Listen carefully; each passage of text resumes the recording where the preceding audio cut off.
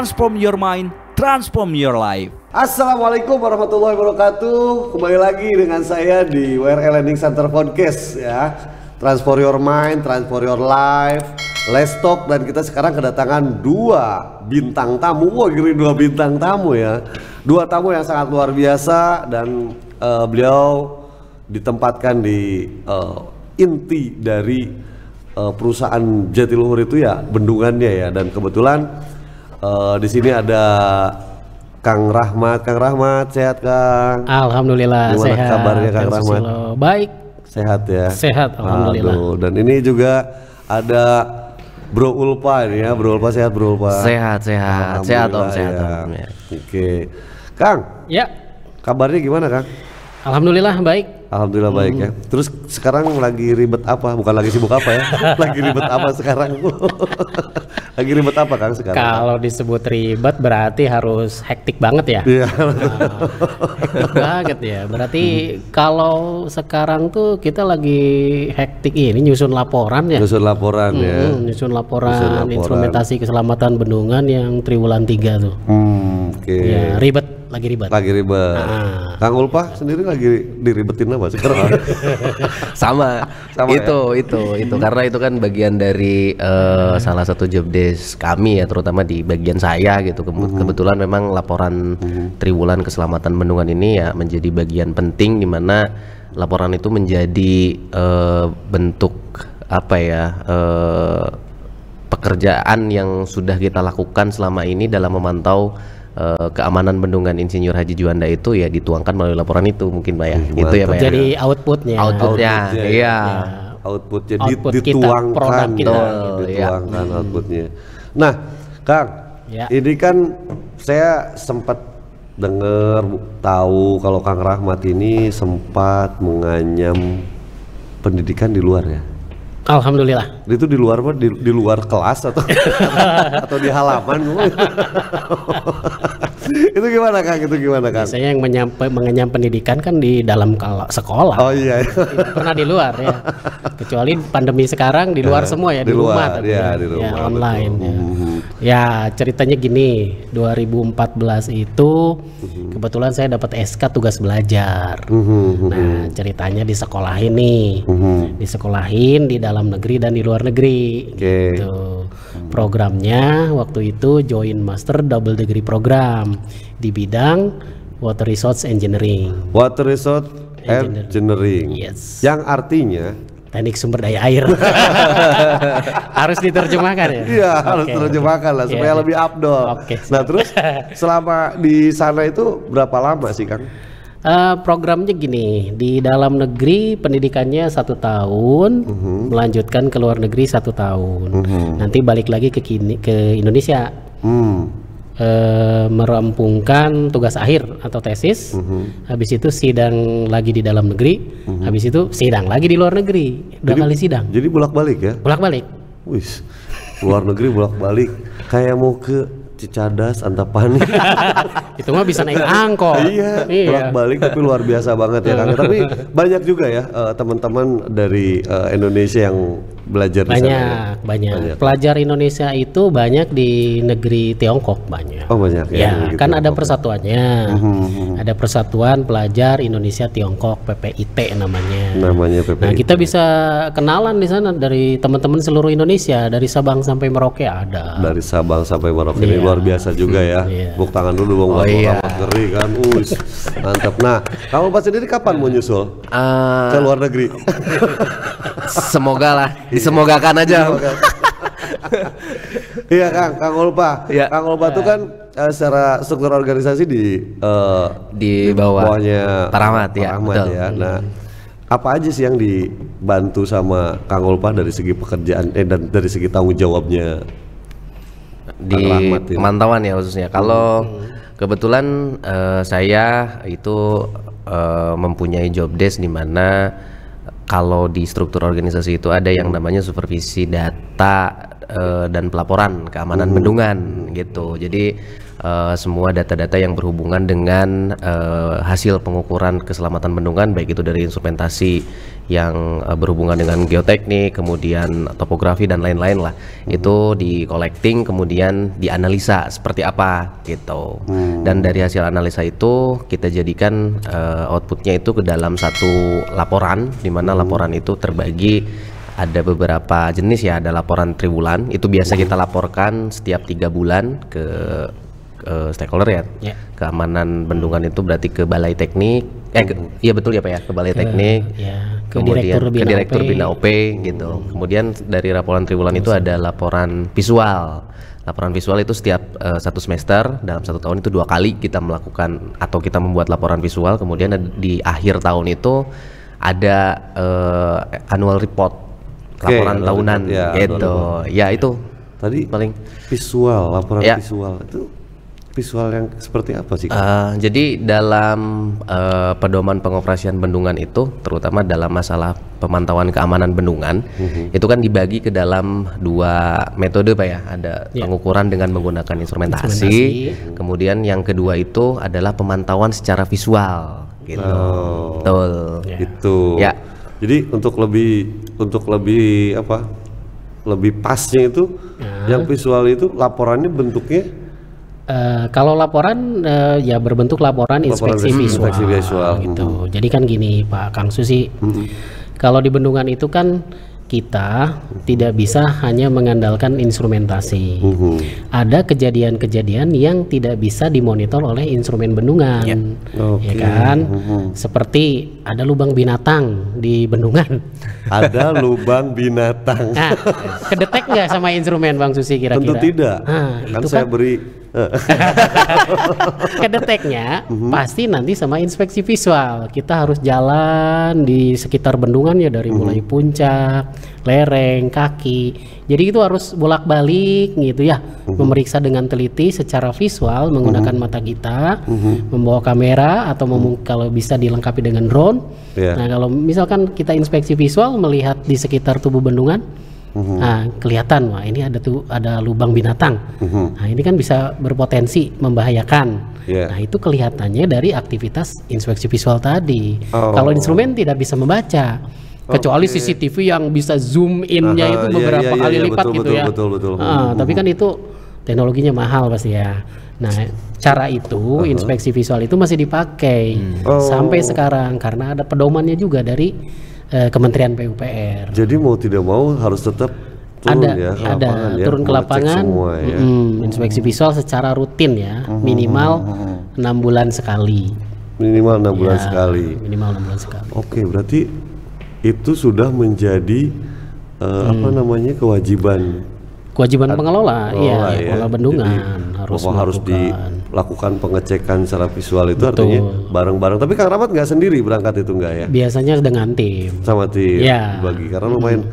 Nah ini kan luas ya. Itu cara membaginya itu seperti apa nanti kan? Sedangkan itu kan luas banget lah kalau menurut saya ya, nggak mungkin lah hanya 2 atau 3 orang yang mengecek itu kan. Itu Kang Rahmat baginya gimana itu supaya bisa semua kepantau? Biasanya kita ada tim ya, ada tim, kita bikin draft SPN, nanti ditandatangani oleh GM SPN untuk melakukan inspeksi visual.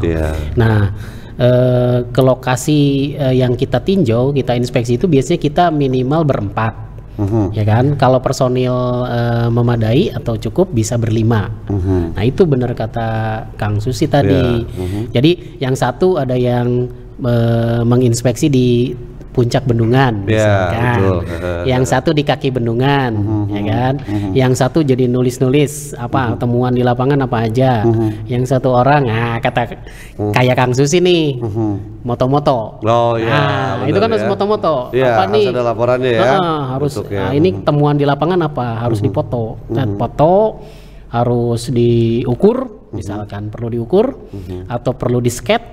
Nah, terus atau nanti kita memerlukan advice lebih lanjut ke ahli kalau misalkan temuannya itu mengkhawatirkan. Itu harus seperti itu. Jadi betul-betul harus teliti ya. Harus betul-betul teliti, dilakukan secara kontinu. Betul. Secara kontinu dilakukan agar supaya kita bisa mengetahui apa yang terjadi itu di bendungan. Di bendungan itu. Ya, fenomena apa yang sedang terjadi aktual di lapangan. Oke. Gitu. Nah, sekarang kan udah mulai nih masuk ke musimnya, udah mau masuk ke musim hujan karena ini udah mulai sore udah mulai hujan, kadang besok enggak, sorenya hujan, besoknya hujan lagi gitu kan terus. Nah, biasanya apa sih Kang yang paling utama dilakukan di teman-teman di bendungan itu? Yang pasti operator bendungan harus siap ya, harus siap siaga dengan kondisi dikhawatirkan ada banjir, banjir badai, angin besar itu kan. Nah itu juga nanti mempengaruhi nih ke keamanan bendungan ya, karena kan itu bisa jadi kejadian khusus. Cuma kalau misalkan di musim hujan gini, teman-teman di bendungan juga sudah mulai koordinasi dengan di hulu misalkan ya. Di hulu juga ada teman-teman kita yang kerja di sana kan, memantau Citarum misalkan ini udah ada banjir nih di hulu. Nah, nanti di bendungan seperti apa kenaikannya, tinggi muka airnya. Fluktuasinya gitu ya. Fluktuasinya itu harus dimonitor real time. Kemudian itu real time ya? Real time bisa dimonitor karena kita punya alatnya, ya kan. Terus rilis ke hilir, ke Bendung Curug juga gitu harus saling koordinasi dengan operator di Bendung Curug.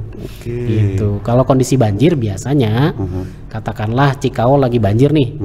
Nah, terus andaikan jikalau ya. Kalau banjir, nah ternyata pintu Bendung Curug belum diturunkan, itu bisa backwater dan memperparah banjir di Cikau. Nah, contoh-contoh seperti itu kita harus koordinasi dengan operator di Bendung Curug. Gitu. Terus air yang dirilis dari waduk kita, kalau misalkan di Cikau banjir, itu harus misalkan ini harus dikurangi debitnya, karena kalau ditetep atau ditambah, itu akan memperparah banjir di Cikau misalkan ya. Setelah Bendung Curug bisa diturunkan misalkan ya. Nah itu tapi kita harus koordinasi dengan Opsdal. Ini kondisi banjir seperti ini di hilir. Apakah memungkinkan untuk merejus rilis air dari waduk dulu supaya kondisi banjir ini mereda dulu gitu kan. Nah, itu kan yang dilakukan di katakanlah di tengah ya ini kan. Gitu. Nah, sedangkan untuk yang di hulu sendiri kan itu apa yang harus diantisipasi ketika musim hujan, mau masuk musim hujan ini? Ya. Pada intinya sama. Pasti memonitor tinggi muka air di sungai ini. Di Citarumnya. Betul, di Citarum. Nah, tapi tidak melulu di Citarum. Kita kan ada anak-anak sungai yang lain. Ada Cisangkuy, ada katakanlah Sapan, Majalaya. Nah, itu harus dipantau. Kalau misalkan di salah satu anak sungai aja meluap, nanti bayangkan beberapa anak sungai itu ketemu di Citarum, Citarumnya bisa meluap. Iya, gitu. betul. Nah, itu yang harus koordinasi dengan teman-teman di hilir gitu. Nah, petugas-petugas OP di sana juga sudah ada gitu. Di samping disupport dengan teknologi automatic water level recorder misalkan ya, untuk memantau tinggi muka air secara real time, ya kan, secara telemetering. Ya bisa dibaca. Nah itu kan tadi hal-hal yang memang harus diperhatikan ya Nah sedangkan Kang Ulpa nih, apa saja nih supportnya ke Kang Rahmat ini untuk supaya semuanya bisa berjalan gitu. Artinya berjalan di sini tuh yang menjadi tanggung jawabnya Pak Rahmat, terus tanggung jawab semua teman-teman, tapi kita bisa berbarengan mengerjakannya. Itu kalau Kang Ulpa sendiri gimana? Ya kalau dari kami sih khususnya di bagian data itu selalu kami evaluasi data-data di mana memang tadi kan sudah disampaikan sama Pak Rahmat bahwa kita kan mengantisipasi untuk persiapan memasuki musim musim penghujan ya. Musim penghujan ini diantaranya adalah memantau kondisi-kondisi dari sungai, kemudian AWLR-nya juga kita pantau juga. AWLR kan. Ya tadi kan automatic water level recorder itu kita pantau juga berapa nilai level TMA di sungainya. Nah data-data itu kan kita catat, kemudian kita evaluasi adakah hal-hal yang bisa menimbulkan kalau istilahnya di kami sih immediate danger gitu Pak ya. Wih. Iyalah. Jadi iya, jadi berpotensi ya, berpotensi membahayakan gitu kan. Nah, oke. itu kita selalu evaluasi bersama tuh Om gitu. Kita selalu evaluasi bersama, kita duduk bareng. Biasanya kita ada diskusi juga sih setiap minggu. Kadang-kadang apa yang kita dapatkan baik itu dari teman-teman di luar saya ya, di bagian data tuh kan ada Aisan. Halo Aisan. Nah, itu di bagian topografi tuh. katanya bagian Ya, topografi ya. kemudian dari Disapa lu dicari. dari Pak Koswara juga tuh komandan instrumen. Halo dulu lah Pak Koswara. Halo Pak Koswara. Ada komandan nih. Iya, ya. Terus dengan tidak melupakan teman-teman yang lain dari Citarum Hulu Timur Barat juga ada Pak Yayan komandannya, kemudian dari Pak Denny juga gitu kan di bagian operasional, Bu Feni dan lain-lain lah ya. Nggak bisa saya sebutkan satu persatu, mohon maaf. Jadi ya kita juga selalu duduk bareng di situ. Gitu. Oh, iya. Ya bagaimana Bersama. kita mengevaluasi ini ada temuan apa aja sih gitu. Apakah memang ini nanti berdampak bahayakah terhadap kondisi waduk dan bendungan kita, atau memang ini perlu kita tindak lanjuti lebih dalam lagi gitu lewat diskusi lah biasa santai gitu. Oke, berarti itu kalau misalkan seperti itu tuh ada di komandani sama Oh iya, Pak Rahmat. berarti iya ya? kalau kami Pak sih Rahmat ya, komandannya Pak Rahmat nih. Jadi data di lapangan tuh poolingnya ke Pak Ulfa. Oke. Kalau di saya ya, di subbidang saya itu kan ada urusan instrumentasi dipimpin Pak Koswara tadi. Iya, iya. Kemudian ada urusan topografi dipimpin Oke. oleh Pak Iksan. Nah, ini tiap hari nih ke lapangan Pak Sus. Itu tiap hari. Tiap hari ngambil data. Oh. Nah, datanya di store ke Pak Ulfa. Oh, storan ya. Iya. Setora masuk gua Bang nih. Store data tapi ya, store data. Oh, harus dicek lagi semua. Iya, Iya. betul. Oh, itu yang dilakukan Store sama data. teman-teman. Jadi Iya, mau tidak mereka harus ngecek terus ke lapangan Iya. dan datanya dikasihkan Iya. ke Kang Ulfa. Kang Ulfa langsung lapor nggak ke Iya, langsung lapor loh Om, pastinya karena kan datanya dari store data itu? store data. Store-nya kan satuannya kan di belakang nih, Iya. bukan di depan. Jadi, kalau di bidang pemantauan kita tuh bekerja ya, satuannya itu di belakang Pak Susi. Satuannya di belakang ya. Hah?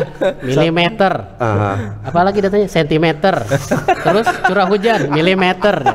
Kalau di keuangan kan RP. Iya. RP ya. Satuannya. Ah, ini belakang ya. Ya, jadi lebih mengasihkan ya lihat satuan di depan. Bener. Kalau kita aduh aduh mata gimana nih, satuannya di belakang semua gitu ya. Bercanda. Aduh bener-bener. Tapi ya itulah artinya hal-hal yang seperti itu yang kita bikin nggak terlalu gabut juga ya. Iya, Bete iya, juga ya artinya. Tapi kan Kang Rahmat juga pasti tadi kan yang ke lapangan itu kan Pak Koswara sama Pak Iksan. Tapi tidak menutup juga kalau Kang Rahmat juga harus turun juga kan. Pasti sama- harus ke sama lapangan, teman-teman harus ke ya. lapangan. Terutama Harus ke lapangan. kalau misalkan terjadi sesuatu yang tidak bisa didiskusikan di lapangan nih apa nih solusinya. Saya harus ninjau langsung ke lapangan, Kang Susi gitu. Nah Kang, Akang ini udah berapa lama sih sebetulnya di bendungan ini berkiprah di bendungan nih. Ya. Nah, sedangkan tadi kan Kang Rahmat tuh basicnya juga memang dari SDA juga ya. Kalau S1 saya di geodesi dulu. Oh di geodesi. Ah. Oh oke. Ya nyambung banget sih Iya. dulu pertama ditugaskan di bendungan Iya. jadi juru ukur tingkat 1. Jadi ya sekitar geodesi banget. Oke. Ya, juru ukur itu memantau deformasi yang dilakukan oke. oleh Pak Iksan sekarang gitu. Dulu Kayak ya. gitu ya? Pertama masuk. Manggul-manggul. Ya, manggul sebenarnya. Ngukur-ngukur, Iya, ngincer-ngincer. iya. Nah, ini Pak Susilo di Istora tuh kelihatan. ngintip. Iya. Gitu. Nah, jadi udah berapa lama nih kalau misalkan kita berbicara ke Kang Rahmat itu stay di bendungan tuh udah berapa lama sih? Sebenarnya gini, 2006 masuk ke Bendungan. Nah, habis itu 8 tahun ya. 8 tahun saya mengabdi di Bendungan. 8 tahun ya, di bendungan ya? 2014. Sampai 2014 saya dapat SK tadi, tugas belajar. Oke. Ya, tugas belajar lah saya 2014 sampai 2017. Nah, 2017 balik dari kampus, sudah lulus. Tapi tidak dibalikan lagi ke bendungan pada waktu itu. Nggak dibalikin. Nggak, jadi disimpan di pusat dulu. Oh, jadi sempat di Mabes ya. Suruh di Mabes dulu. Suruh belajar kali di Oke, Mabes suruh nih. belajar, Ini ya. anak baru lulus ngapain nih gitu kan. Suruh ini aja kali di Mabes dulu lah. Di Mabes dulu. Nah, di Mabes dulu 3 tahun. 3 Bang tahun. Susi ya. 2017 sampai 2020. Nah, per Juli 2020 saya baru dibalikin lagi ke bendungan sampai sekarang. Oke. Ya. Nah, jabatannya ini apa sekarang nih? Asisten manajer pemantauan. Pemantauan. Ya. Asisten manajer pemantauan. Apa saja yang dipantau? Tadi instrumentasi yang Instrumen, ya? banyak itu di bendungan. Banyak ya? Yang ratusan itu. Ratusan. Itu tadi Kang Rawat bilang ratusan. Itu tuh apa sih ratusan yang instrumen Yang banyak. Kalau di bendungan itu pada intinya ada 4 kelompok instrumen. Yang pertama instrumen untuk mengukur deformasi. Ada kelompok instrumen untuk mengukur tekanan. Ada kelompok instrumen untuk mengukur rembesan. Ada kelompok instrumen untuk mengukur gelombang seismik, gempa. Oke, ya. Nah, sekarang kita bicara yang deformasi dulu. Oke. Ada 4 poin di sini. Dan ini mau dijelaskan satu-satu. Aku sayang ibu. Oh, dijelaskan nanti berapa SKS ya. Ya aja, general aja. Ngomongin yang deformasi aja dulu. Deformasi itu yang deformasi tapi yang eksternal. Oke. Nah, deformasi itu ada yang eksternal di permukaan, ada yang internal di dalam tubuh bendungan. Oke. Yang eksternal aja itu yang mainannya Pak Iksan yang diukur tiap hari saking banyaknya patok-patok geser di tubuh bendungan. Ada patok geser. Ada dipantau Pak Iksan. Itu ratusan di bendungan itu. Ya, kebayang nggak? Ini kagak kebayang. Ratusan. Lagi kebayangin. Nah. Dicek satu-satu. Satu-satu. Subuh sih kan. Jadi Pak Iksan itu kerja itu tiap hari ke lapangan mantau patok geser. Saking banyaknya patok geser di bendungan, dia bekerja itu tiap hari mengukur. Nah, nanti sebulan sekali dia ketemu patok yang sama. Oh, emang dipatok dari kemarin ngincer. Iya, saking Ketemu banyaknya. lagi sama patok. Iya, jadi patok yang sama nanti ketemunya sebulan sekali. Nah, sekarang misalkan di puncak bendungan ngukur, terus turun ke lereng, ke kaki, ke terowongan. Sebulan kemudian ketemu lagi patok di puncak bendungan. Itu juga saya lakuin dulu waktu masuk. Iya, makanya saya hafal ya. Hafal, pernah di lapangan dong. Jadi patok yang pertama kita keliling sampai berapa 100 lebih ya? Lebih dari 100. Ntar ketemu lagi sama yang pertama tuh Iya. patok. Sambil nanya, apa kabar? Tok sehat tok. Itu ya. Kemarin rada. Nah, terus tadi yang kedua tadi apa tuh, Kang? Yang kedua tadi ada rembesan, pemantau rembesan ya. Pemantau rembesan itu VNOT namanya. Itu ada 2 instrumen di bendungan utama tuh di kiri dan di kanan. Nah, itu VNOT yang kiri itu sekarang tuh dimanfaatkan di hilir itu untuk ini. KMDK gitu ya, karena sumber mata airnya itu kontinu. Kemudian ya setelah diuji lab ya dulu waktu kita mau membuka bisnis ini ya bisa untuk air demineral gitu, bukan mineral ya, demineral. Ya, itu cocok bisa. Tapi dia ngambilnya di hilir VNOT ya.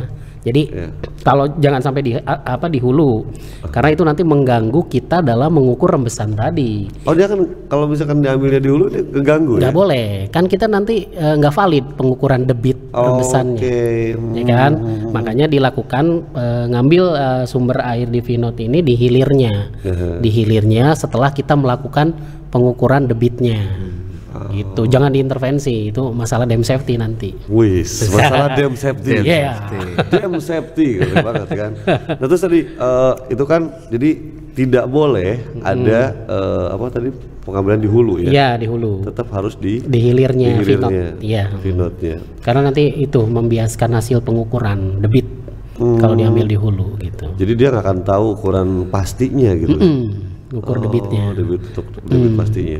Di VNOT itu kan harus diukur berapa debitnya nih, berapa liter per detik nih gitu kan. Nah, itu dilakukan harus steril kondisinya. Jadi jangan diganggu dulu. Jadi ganggu ya. Setelah dia lewat dari ambang vinotnya, baru bisa dimanfaatkan sumber airnya untuk AMDK, begitu. Yang kedua itu kan? Yang kedua. Tadi yang ketiga? Yang ketiga, ingat aja nih lagi. Artinya ya? Kalau misalkan 1, 2, 3, 4 kalau nggak salah ya, tadi. 4. Nah. Kita berbagi aja nih dengan yang pernah berpengalaman ya. Makanya kita selalu ingin tahu nih apa sih yang bisa dibagiin nih dari Kang Rahmat. Yang pertama pernah keluar negeri sekolahnya. DO dong. DO. Terus ya pasti banyak sekali pengalaman. Saya ingin tanya tadi yang ketiga itu. Tadi yang ketiga, yang pertama kan tadi deformasi. Terus rembesan. Nah, untuk tekanan, ngukur tekanan. Tekanan. Ya, bukan tekanan hidup ya. tapi sekarang itu kebetulan banyak emang tekanan hidup. Cuma selalu di bawah tekanan. Tekanan. Jadi gimana? Nyerangin biar simpel. Jadi di tubuh bendungan itu kita harus bisa mengukur tekanan air pori. Oh, ada air pori. Ada air pori. Jadi air yang ada di dalam material tubuh bendungan gitu. Nah, itu kan begitu air itu masuk ke dalam tubuh bendungan, dia kan akan terjebak di antara butir-butiran air ya. Butiran debu. Nah, judul lagu.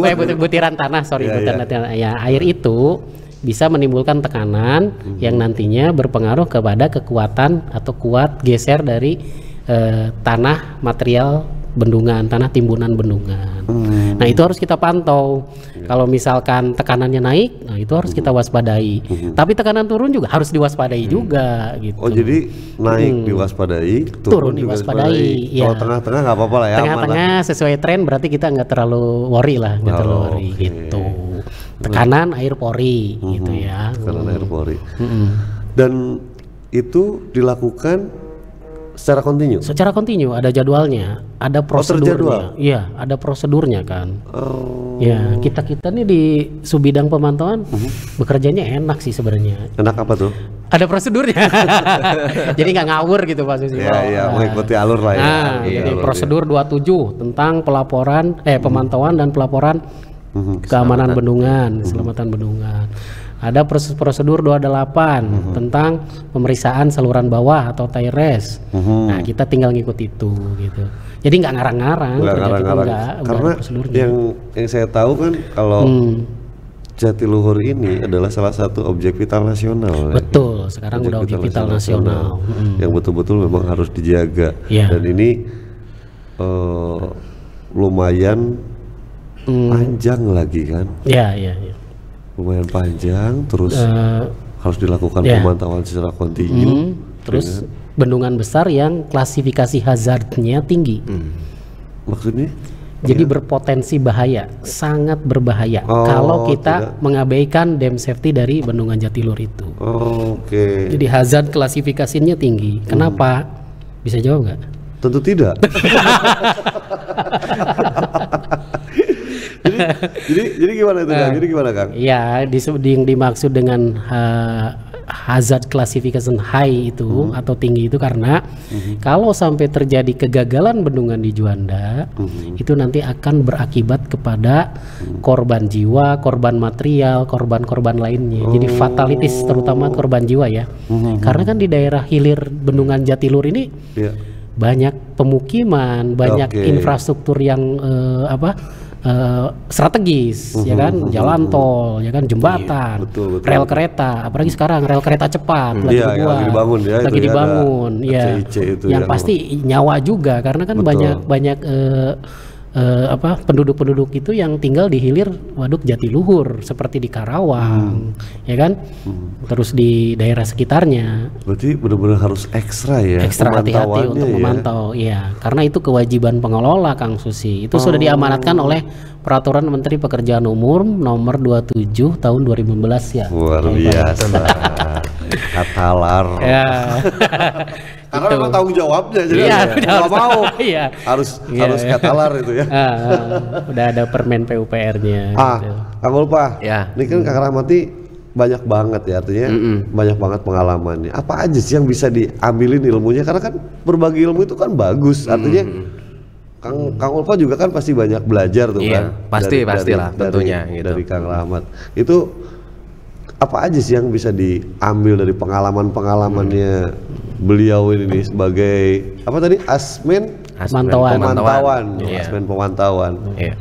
Kalau beliau sih ya dari kacamata saya, dari kacamata itu beliau itu ya perfeksionis lah. Perfeksionis. Dalam artian bahwa segala sesuatunya itu memang harus maksimal gitu. Jadi ya saya bisa belajar banyak dari Pak Bos nih, dari Pak Asmen nih, dari Pak Asmen ini bagaimana caranya kita itu mengupayakan sesuatu hal itu agar diselesaikan dengan efektif dan efisien lah, seperti itu gitu. Jadi dengan sumber daya yang ada kita juga harus optimalkan, kemudian dari hal yang terkecil juga memang itu beliau sangat memperhatikan tuh gitu. Jadi kadang-kadang kan kalau kita kadang-kadang merhatiin, kadang-kadang enggak. Iya kan, kalau kita kan ini cuman masalah tanda baca, cuman masalah apa sih namanya satuan ya, kayak ini mah gampang lah nanti belakang. Kalau beliau nggak seperti itu. Jadi memang di awal itu betul. Jadi ya sebagai konseptor beliau ya 2 jempol lah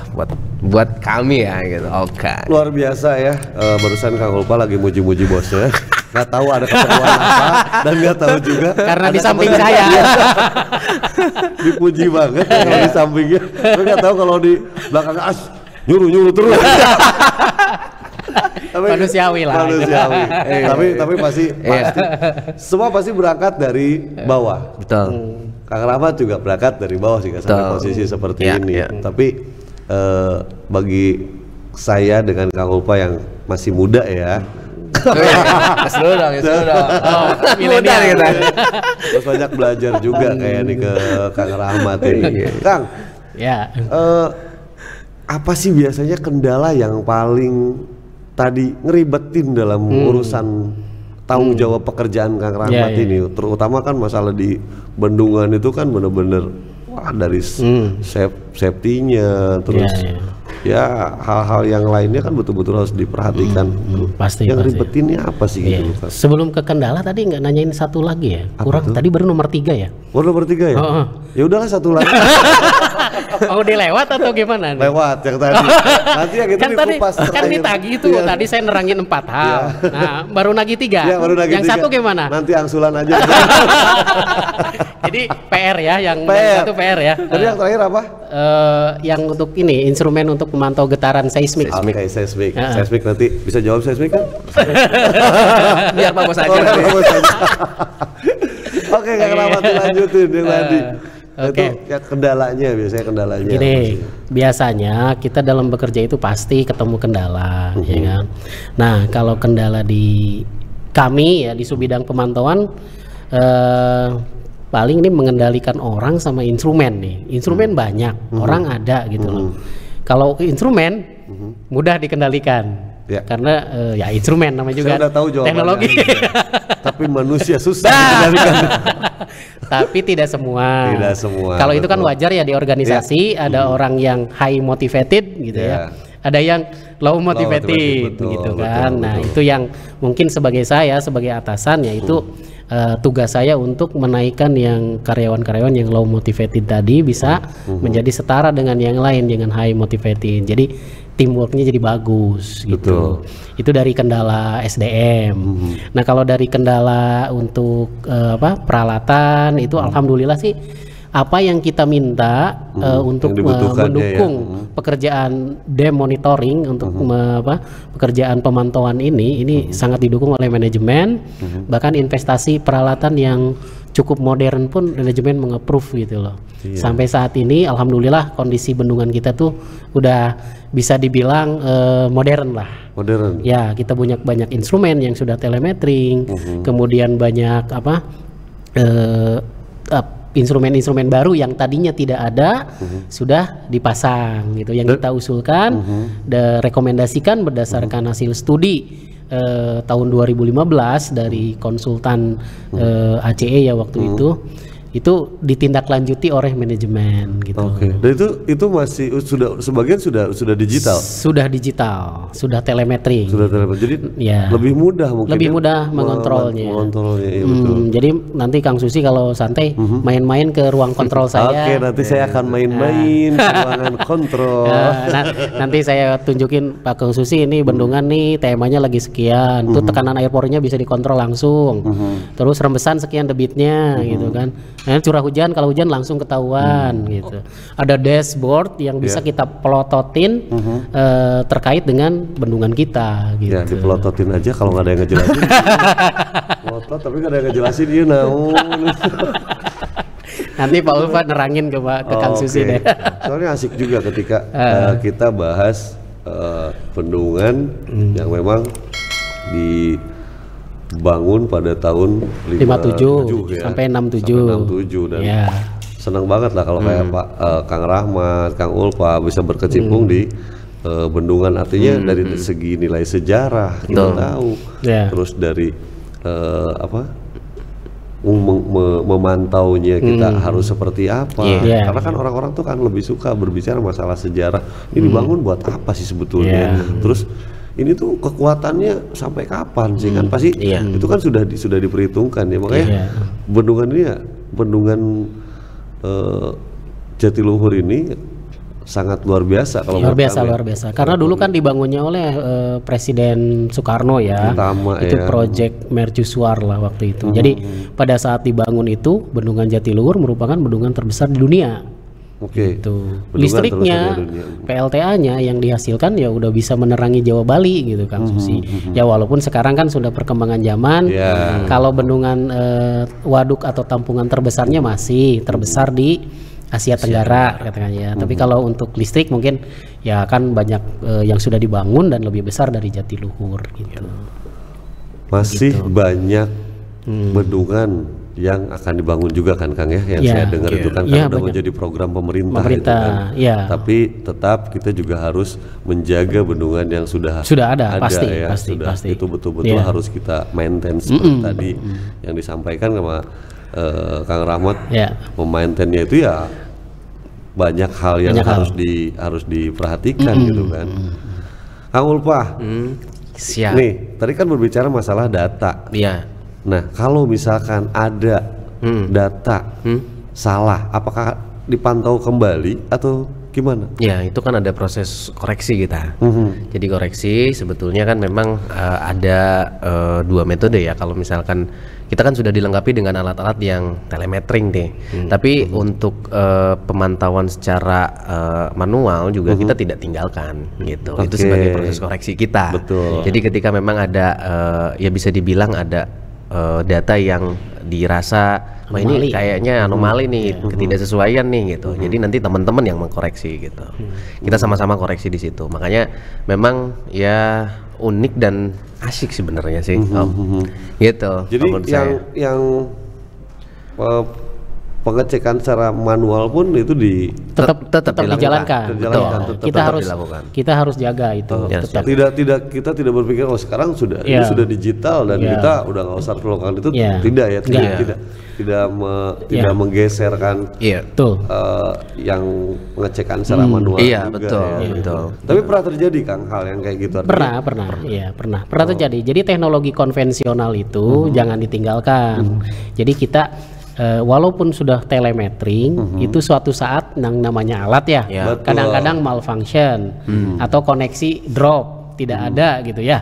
Nah itu data itu kadang-kadang si alat itu yang telemetering itu menyimpang gitu lah. Kita akan cek yang konvensional, alat yang manual. Nah itu bisa berfungsi sebagai pembanding atau kalibrator untuk alat yang tadi, alat yang otomatis. Cuman lama mungkin ya kalau pakai yang manual. Kalau manual kan harus datang ke site. Kayak sekarang ngecek tinggi muka air waduk. Kalau pakai alat yang digital atau telemetri kan tinggal tadi. Pak Susi, ayo mampir ke ruang kontrol saya pelototin. Oh iya, temanya real time sekarang segini. Tapi kalau untuk melihat alat ukur manual, PLSCAL, kita harus ke tepian waduk. Dilihat tuh PLSCAL-nya, dilihat angkanya berapa sih muka air waduk menyentuh di angka berapa gitu. Nah itu konvensional. Setelah dilihat dicatat baru pulang lagi gitu. Itu Bayangin kalau sejam sekali seuluk itu mau nggak? Pak Susi mau nggak? Hah? Tentu tidak. tapi kalau itu sudah menjadi tanggung jawab, akan kita lakukan. Sekarang gini, mau tidak mau ketika saya diberikan tanggung jawab bisa sama Kang Ulfa, pantau, cek fluktuasi. Mau nggak mau kita harus jalanin kan? Iya, kalau job desk. Iya, cuman yang saya bayangkan ketika manual satu-satu, sedangkan PSKL banyak mungkin ya. Iya. Patok-patok gitu kan. Banyak. Harus dicek satu-satu dilihat gitu kan. Tapi ya nggak apa-apa untuk supaya data lebih akurat ya gitu. Iya. Jadi kita mix ya. Jadi teknologi konvensional jangan ditinggalkan. Teknologi yang modern sudah telemetering juga kita adopt gitu. Tetap ya. Jadi balance Kang Susi. Jadi ada yang digital, ada yang manual. Dan tidak meninggalkan yang manual karena yang digital juga belum tentu akurasinya. Pasti ada aja ya. Ada aja malfunction gitu ya. Jadi kita harus harus balance lah gitu. Harus mempertahankan dua instrumen itu gitu. Nah, waktu itu pas pernah ada kejadian seperti itu apa tuh yang terjadi, Kang? Biasanya koneksi itu kalau lagi error rada ngaco mungkin ya. Atau Pak Ulfa sensornya lagi trouble gitu ya. Sensornya trouble sehingga bacaannya jadi error. Gitu kan, jadi ngaco. Atau di perangkat lunaknya sendiri di server itu, jadi dia ada kesalahan, misalkan habis mati lampu nih, server mati, begitu dihidupin ada error di perangkat lunaknya. Nah itu harus kita teliti lagi algoritmanya benar nggak, yang untuk tinggi muka air misalkan, yang tadinya nilai offset untuk bacaan otomatis itu segini tadinya gitu, jadi pas mati server hidup lagi jadi ngaco gitu kan. Nah itu harus dibenarkan, harus diperbaiki gitu loh, harus di ini. Contohnya seperti itu. Nah itu kan kalau telemetering begitu power off atau blackout error, gitu kan. Kalau konvensional kan, kalau konvensional kan asal kita siapin fisik aja ya. Iya, naik turun ya, naik turun bendungan, naik lagi. Asal kita siap fisik aja. Tapi ya luar biasa sekali ya Kang Rahmat. Jadi tanggung jawab Kang Rahmat ini yang selalu harus mengecek dan menjaga dan melaporkan ya Kang Ulfa ya, melaporkan kondisi-kondisi bendungan secara continuity kan, artinya data-data tuh betul-betul harus diupdate kan, akurat gitu kan. Itu per berapa tadi? Ada yang kalau pemantauannya tiap hari, updating datanya itu kalau yang untuk output jadi laporan itu triwulan biasanya. Triwulan. Ada 3 laporan triwulan, 2 laporan inspeksi visual dan 1 laporan tahunan di akhir tahun ya, kalau laporan tahunan. Kalau jadwal pengukuran itu di lapangan itu realisasinya tiap hari. Cuma data itu akan terupdate sebulan sekali. Yang tadi diterangkan, sebulan lagi ketemu lagi. Tadi saking banyaknya harus tiap hari ngukurnya gitu kan. Satu tiap hari. Oke, Kang. Pesannya nih buat teman-teman, terutama untuk teman-teman milenial nih dalam hal keilmuan mengenai bendungan ini apa sih, Kang? Untuk teman-teman milenial ini sangat menarik ya. Kalau misalkan kita bisa belajar di bendungan, apalagi bisa gabung dengan saya gitu. Bisa gabung di sebidang pemantauan. Nah, itu akan menarik sekali mempelajari bendungan ini gitu loh Pak Kang Susi. Karena secara akademik itu sebelum saya kerja di sini pun atau senior saya bilang, jadi ilmu bendungan ini tidak secara spesifik diajarkan di akademik, di universitas tidak ada. Itu kecuali sekarang karena memang banyak kebutuhan, karena pemerintah itu kan sedang membangun 65 bendungan yang proyek strategis nasional, dan kedepannya juga masih akan ditingkatkan ya, dibangun lagi untuk mengejar visium PUPR tahun 2030 ya.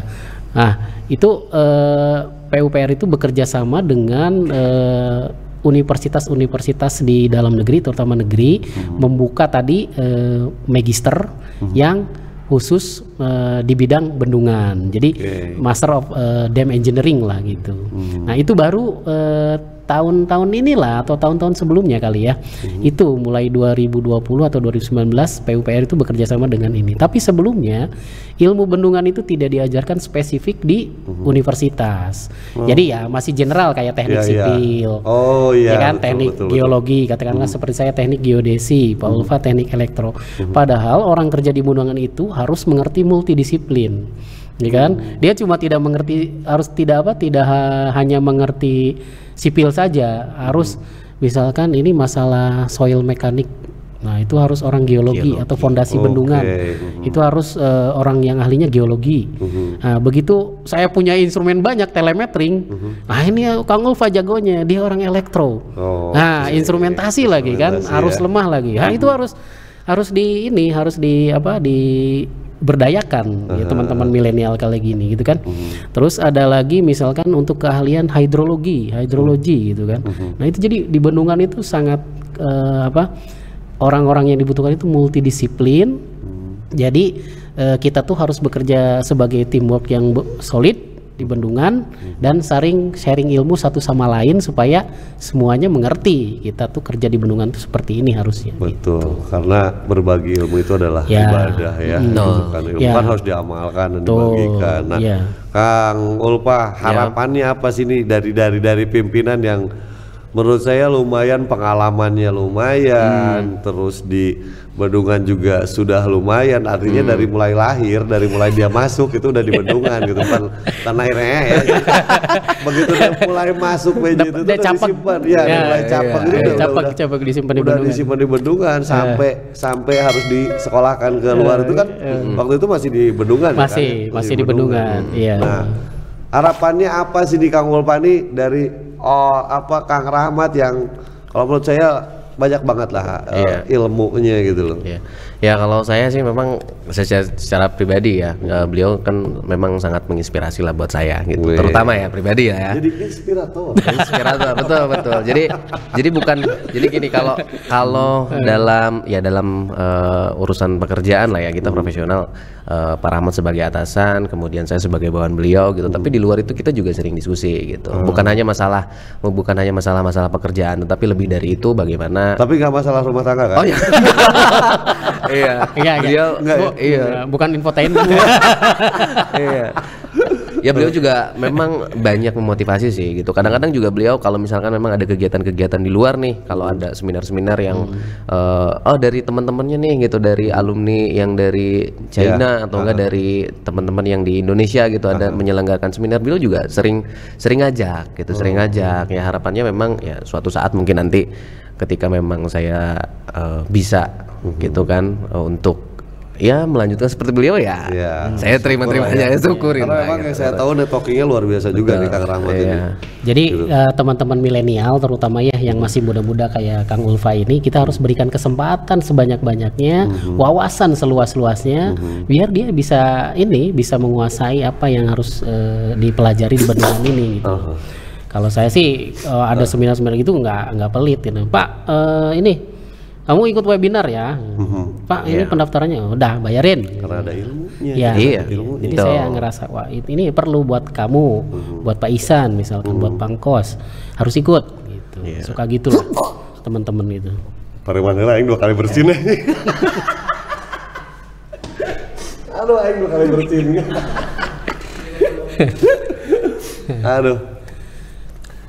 Nah ya, teruskan ya. Jadi teman-teman milenial tuh harus diberikan kesempatan ya untuk menggali potensi yang ada. Dan itu udah sejalan dengan Kementerian BUMN kan. Program Kementerian BUMN juga sudah memberikan kesempatan kepada teman-teman milenial itu untuk lebih memberikan andil buat perusahaan gitu kan. Ya itu udah. Oke, sip. Terima kasih nih Kang Rahmat. Sama-sama Kang Susi. Kang Ulfa, makasih sama-sama. udah datang di tengah kesibukan yang luar biasa. Para bapak-bapak yang baik hati ini, dia meluangkan waktu untuk berbagi pengalaman dan berbagi ilmu, dan mudah-mudahan tadi pembicaraan kami di sini, saya, Kang Rahmat, Kang Ulfa bisa menjadi satu motivasi buat teman-teman semua bahwa kita generasi muda harus terus menggali potensi yang ada dalam diri kita supaya kita bisa lebih maju. Mungkin itu yang bisa saya sampaikan. Assalamualaikum warahmatullahi wabarakatuh. Waalaikumsalam warahmatullahi wabarakatuh.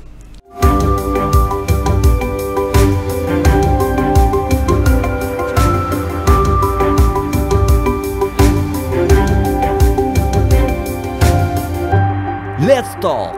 Transform your mind, transform your life.